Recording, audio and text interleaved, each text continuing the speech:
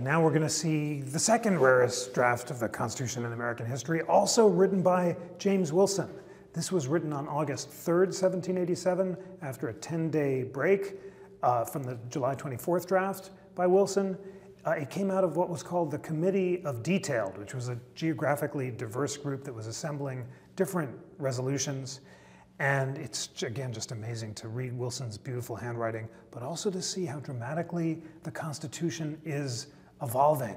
And the most important evolution in this second draft of the Constitution is Wilson's immortal preamble. We the people of the states of New Hampshire, Massachusetts, Rhode Island, and Providence plantations, and so forth. Why did Wilson enumerate all of the individual states? After all, he believed that we the people of the United States as a whole are sovereign. Well, some thought that it was a vestige of a time when we the people of the states were sovereign.